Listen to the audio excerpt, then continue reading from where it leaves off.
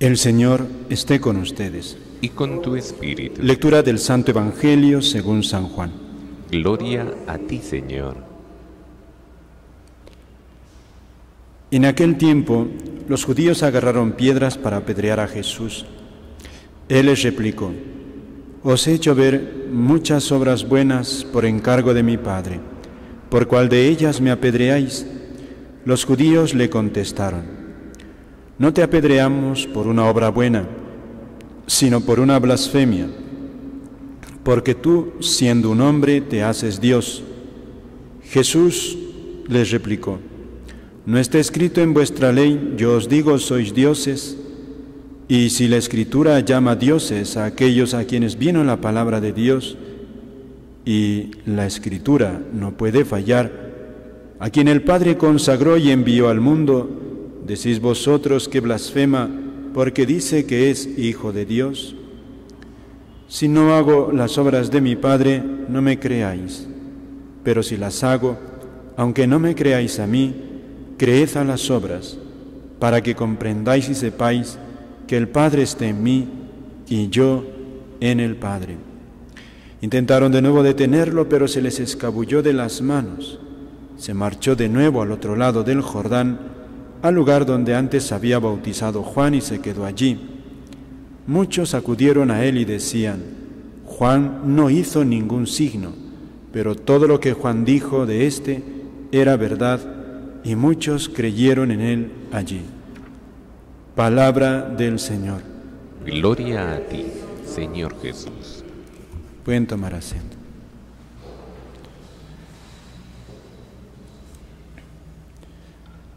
Amados hermanos, en nuestro Señor Jesucristo y María Santísima, nuestra Madre, cercana ya la fiesta de esta Semana Santa, toda esta gran semana que termina con la resurrección del Señor, la Iglesia nos introduce de lleno en esta visión profunda de la pasión de Cristo. Y hemos escuchado este Evangelio, el Evangelio de San Juan, capítulo 10, versículo 31. Otro episodio en la vida de Jesús, en la que nuevamente resalta ese misterio que ocurre en el corazón del hombre. El hombre, por ser semejante a Dios, es libre, y por defecto el hombre abusa de su libertad y obra el mal. La libertad no es para hacer el mal. Nosotros somos libres solo para hacer el bien. Y cuando hacemos el mal, abusamos de nuestra libertad. Como ahora, ¿no? O en el día, en pleno mediodía, somos libres, sí, para reconocer que es de día, pero si alguien que ve, no hablamos de un ciego, si alguien que ve dice que no es de día, abusa de su libertad, ¿no? Abusa porque niega una verdad, y eso no tenemos derecho. Aplicado al campo de la vida, por ejemplo, uno es libre para conservar la vida, pero no es libre para quitarle la vida ni al prójimo ni a uno mismo injustamente. Nadie puede matar a un inocente. Eso es abusar de la libertad. No soy libre para eso. Por eso es un misterio el corazón del hombre, porque a semejanza de Dios también, por ser semejante a Él, se encierra en el misterio. ¿Por qué toma Dios tantas decisiones que no entendemos? Por lo mismo del hombre, ¿por qué toma tantas decisiones que no entendemos? ¿Por qué peca? En el fondo no podemos entender. Incluso parece que a Dios también que el hombre peque no lo entiende, no lo entiende. Aquel famoso pasaje de Adán y Eva, pecan y Dios pregunta: Adán, ¿dónde estás? Dios sabía dónde estaba, pero como que Dios no entiende qué ha pasado con este hombre, por qué ha pecado. Es un misterio, queridos hermanos.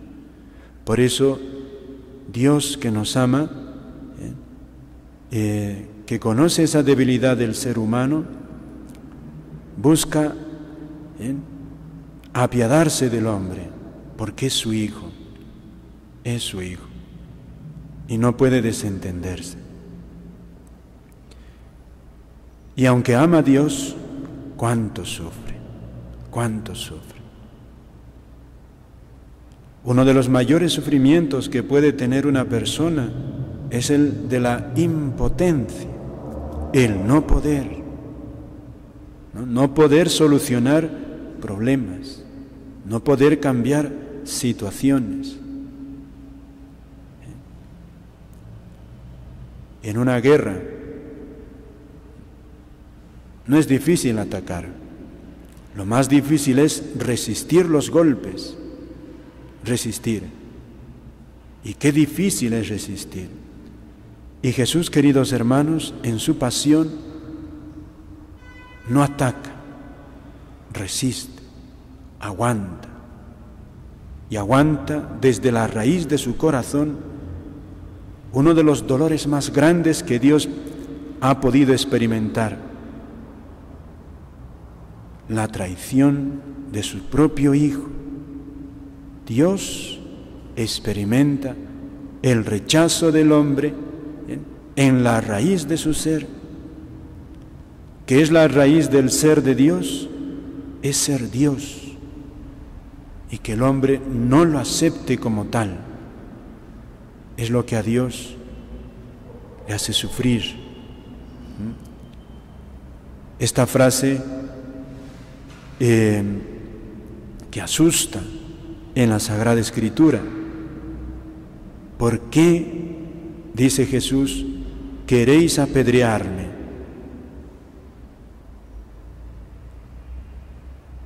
Y le dicen: porque tú te haces Dios.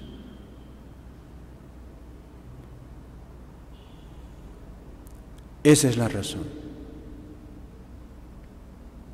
Aquí nos está revelando la Sagrada Escritura ese abismo en el que cae el corazón del hombre cuando peca, ve a Dios en un hombre, Jesucristo, sus milagros, su testimonio, como dice aquí, sus obras buenas, y dice: no eres Dios, y lo apedrea, o quiere apedrearlo. Y es el sufrimiento de Jesús, queridos hermanos, en Getsemaní. Ese sufrimiento que le destroza el corazón de Jesús. Y en este tiempo de Semana Santa, cuánto Dios nos pide consolarlo. Porque esta realidad, queridos hermanos, se va a repetir hasta el fin del mundo. Hasta el fin del mundo. Hasta el fin del mundo el hombre seguirá siendo libre y tendrá incluso esa posibilidad de ver a Dios, ver sus buenas obras y rechazarlo. Y Dios que ama, Dios en quien vence su misericordia sobre su justicia, pidámosle que siempre sea así. Quisiera mandar rayos y truenos, pero prefiere callar y llorar.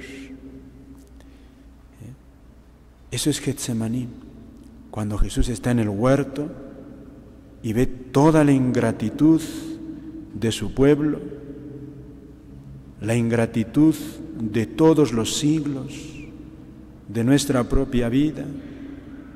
¿Y qué hace Jesús?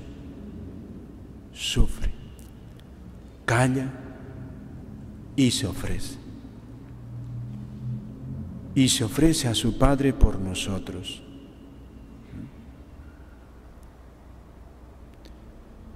Es la oración que hemos escuchado de Jeremías, que parece una descripción de la oración de Jesús en el huerto. Jeremías se imagina, o habría visto en visión: oigo el cuchicheo de la gente, como la gente en torno a Jesús, sus enemigos, los hombres,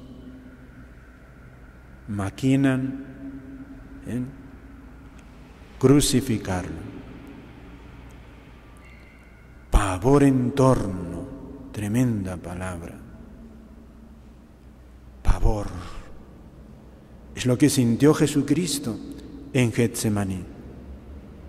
Pavor, tedio, ganas de no vivir. En Getsemaní, queridos hermanos, Jesús ya no quería vivir, no quería vivir. Vio en torno suyo todo el mar de pecado, guerras, muertes, fratricidios, el sufrimiento de tantos inocentes por las guerras, los terrorismos, la traición de Pedro y con él de sus amigos más íntimos, las traiciones. Y Jesús ya no quiere sufrir. Ya no quiere sufrir. Y Jesús calla, ofreciéndose por nosotros. Se ofrece por nosotros. Dicen también los santos y la teología de la Iglesia que si bien Jesús se abatió profundamente en Getsemaní, también en Getsemaní Jesús experimenta ese contraste, el alivio de aquellos que iban a entender, iban a acoger sus sufrimientos, su amor. Eso también le dio alivio, como el ángel que se le aparece y lo consuela. Jesús también recibió el alivio, queridos hermanos, de aquellos que lo consuelan, que hacen lo que pueden. Por eso el viernes se dedica al corazón de Jesús, que nos pide que lo consolemos, que lo acompañemos con la adoración al Santísimo, la oración ante Jesús, estar junto a Él. Es lo que consuela a Dios. Aquel que pone de su parte y hace lo que puede. ¿Cuánto podemos consolar a Dios, queridos hermanos, en estos días? ¿Cuánto? Pidámosle a Él que podamos acercarnos con confianza al sacramento de la confesión. Y Jesús también sufrió, se abatió ante la prueba que le venía para consuelo de nosotros pecadores cuando nos desanimamos. Santo Tomás Moro, estando él en la cárcel, ya en la puerta de ser ejecutado, él comenta la pasión de Cristo en aquel famoso libro que tiene, ¿no? Y él mismo, que está experimentando ya esas últimas horas de su vida, comenta este pasaje en la vida de Cristo y dice que Cristo sufrió, se abatió para consuelo de los débiles. Porque si Dios fuerte se asusta ante los sufrimientos, ante las pruebas, ya no quiere vivir, quiere tirar la toalla, ¿qué pecador, cuando se desanima, no se puede consolar aquí? Ha habido santos, gigantes, que no han temido el sufrimiento ni la muerte, pero los pobres pecadores, ¿acaso no se desaniman ante las dificultades que el servicio de Dios exige? Pues fíjate, Jesucristo también sintió ese desánimo y Él entiende nuestros sufrimientos. Es para consuelo también de nosotros que Jesucristo quiso padecer así, quiso verse débil, débil con el débil, que Él sabe lo que es abatirse. Por eso Jesús aquí trasluce su gran amor, ni una palabra de reproche, no, porque sabe que haría daño a los débiles. Calla, calla, porque entiende. Por eso la mejor manera de consolar a Dios es una buena confesión y la contemplación de su pasión, estar con Él, porque no hay otra respuesta. Cuando pecamos, ¿qué podemos responderle a Dios nosotros? Nada. Solo como San Pedro: Señor, tú lo sabes todo. Tú lo sabes todo. Tú sabes que te quiero, nada más, ¿no? Nada más. Pidámosle, queridos hermanos, en esta Semana Santa que ya vamos a empezar, consolar a Dios. ¿Cuántos hay que pecan? ¿Cuántos hay que pecan? Nosotros mismos también pecamos. Y Dios necesita de nuestro arrepentimiento para consolarlo, ¿no? Y por otra parte pidamos por aquellos que se ciegan ante la luz, terrible realidad. Como a Jesús le dicen en esa época: tú, siendo un hombre, te haces Dios. Es una cerrazón de las más terribles, no reconocer a Dios como Dios, y el hombre quiere hacer su vida como a él le viene en gana, sin contar a Dios. Eso es lo que estamos viviendo cuando vemos que nadie quiere ni vivir sus mandamientos, los mandamientos de Dios. Nadie quiere vivirlo. Y en la oración, queridos hermanos, pidámosle al Señor experimentar como Jesús. Qué precioso. Dice aquí Jeremías, si Jesús oró y se abatió, también Él experimenta ya, Jeremías en su visión, lo que finalmente Jesús vive en Getsemaní. Pero el Señor está conmigo como fuerte soldado. No podrán conmigo. Qué precioso. Cantad al Señor, alabad al Señor, que libró la vida del pobre de las manos del impío. Qué precioso. Como el profeta también experimenta esa gran fuerza de Dios para aquel que abatido se pone a los pies de Dios.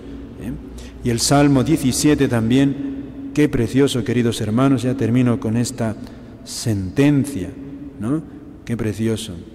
Yo te amo, dice el Salmo, yo te amo, Señor, tú eres mi fortaleza, tú eres mi roca, tú eres mi alcázar, tú eres mi libertador, porque en el peligro invoqué al Señor y Él me escuchó.